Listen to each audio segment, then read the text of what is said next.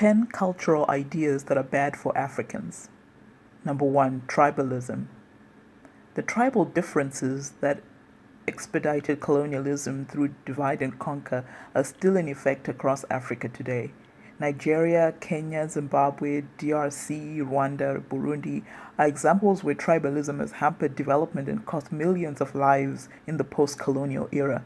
Members of a minority tribe with great ideas haven't been voted into power even when their ideas and plans trumped those of the dominant tribe.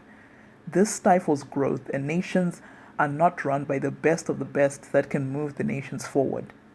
Kenya, Zimbabwe, Rwanda are examples of some of the most tribalist nations on the continent. Even in the diaspora, some Kikuyus cannot work together with Luos, or Shona cannot work with Ndebele, Hutus with Tutsis, which is disastrous. If there is no unity among us as Africans, how can there be unity across Africa? The second idea, everything foreign is good.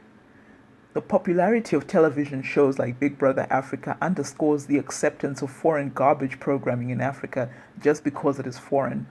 Big Brother Africa is an African, immoral, uncouth show designed to spread sexual deviance and make it mainstream.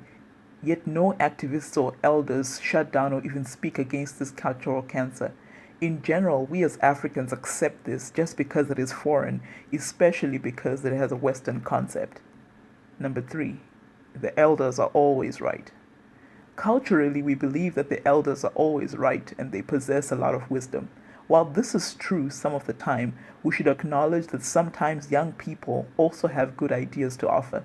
In addition, we should be willing to acknowledge that even older people sometimes make foolish decisions. Number 4, polygamy as an acceptable form of family. In many African communities in the diaspora, Africans are calling for the return of polygamy. Polygamy is one of the most destructive forms of family structures.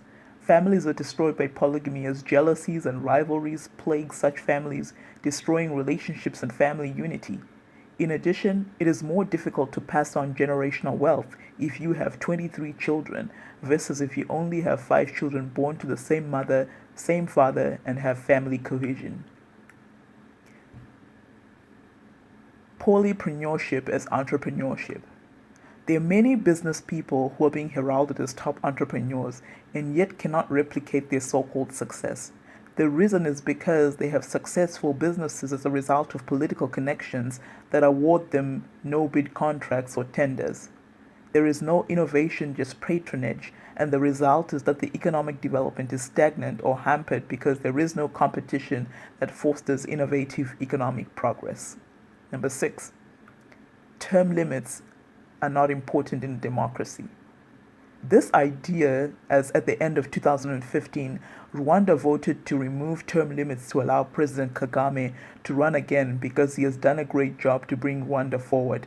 This is faulty thinking, built on the belief that there is no other person that can run Rwanda or the DRC or Zimbabwe. It has turned Kagame into a godlike status where no one else can prevail.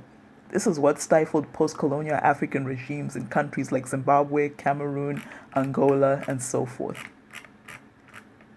Other ideas that are bad for Africans. Number 7, political dynasties are synonymous with democracy. When leaders act like the countries they run are an extension of their empires, they strive to pass down leadership from father to son. This is the 20th century, where governments should be run by technocrats and those with the best ideas and not some overindulged mama's boy who has power handed to him because his father was the president and has no idea how to run an economy. Number 8, independence generation leaders are infallible. The idea that leaders who helped to liberate us are infallible because of their accomplishments in ushering independence. While we are grateful for their contribution in the liberation struggle, we should not be held hostage or indebted to them forever, even to our detriment. Number 9, good leadership is unAfrican. An East African newspaper heralded President Magufuli of Tanzania as unAfrican because he was setting standards for the government when he was elected.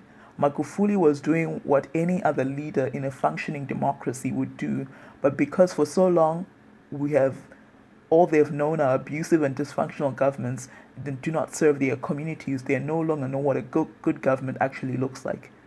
Many African political leaders are associated with expensive shopping sprees, huge entourages, and government waste, corruption, and huge Swiss bank accounts acquired on the backs of the nationals who are now deprived of infrastructure such as good roads, clean water, and electricity, the basics of any nation. Number 10.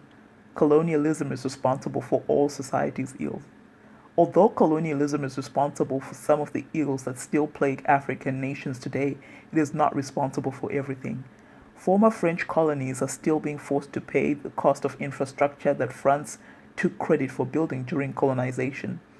In fact, more than 80% of the foreign reserves of these African countries are deposited in so-called operations accounts controlled by the French treasury. However, colonialism is not responsible for corruption that also plagues many African economies.